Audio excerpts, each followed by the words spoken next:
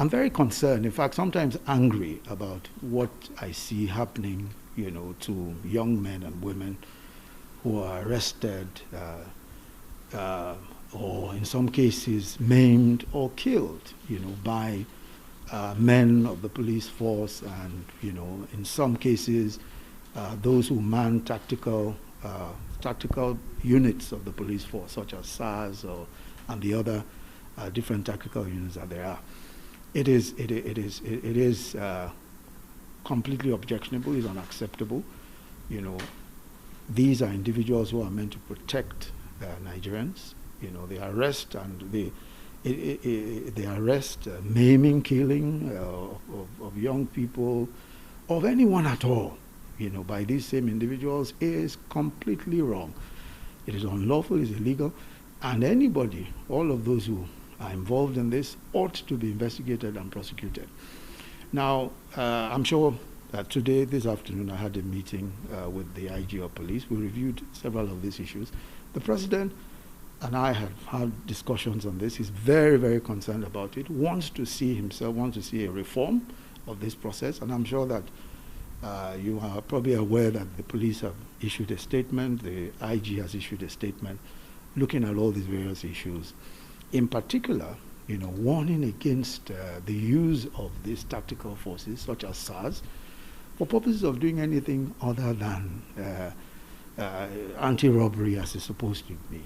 I mean, for example, and I think in the statement it specifically said that you cannot have a situation where SARS say they're investigating cybercrime and arresting people, young men and women who are carrying laptops and carrying on their phones. Cybercrime is an electronic crime. There's no way that you can investigate that by seizing people's phones in a taxi or in their cars.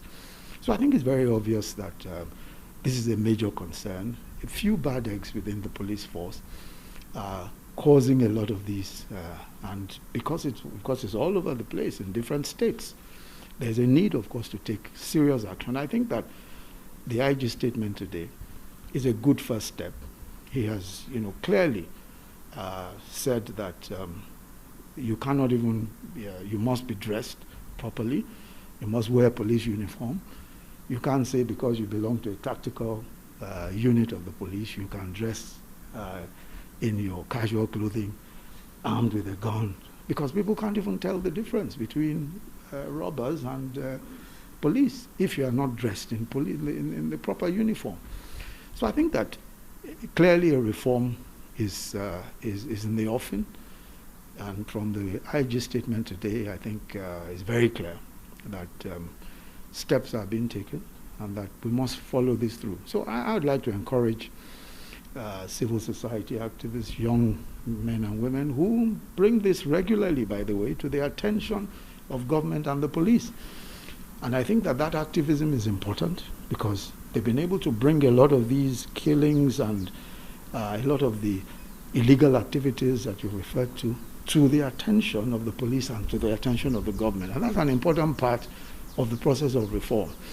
I think that we all have to work together to ensure that our police and law enforcement agents do what their duty is. Their duty is to protect us and protect our society, protect our livelihoods, our homes, etc. And by the way, many of them are doing an excellent job of that. But there are some of them who are engaged in these activities. But it's important for us all to see this as something we all have to work together to achieve. On the part of individuals, on the part of young men and women, to bring to the attention of the police and to the attention of government where there have been violations. And on the part of government and the police, to ensure that every one of those allegations is properly investigated, those found responsible are prosecuted, and it is publicized so that people know that prosecution has taken place. This is the consequence. I think that those are very important indeed. But it's an evolving process, and I'm very, very confident that we'll have a reformed police force, and that process has already begun.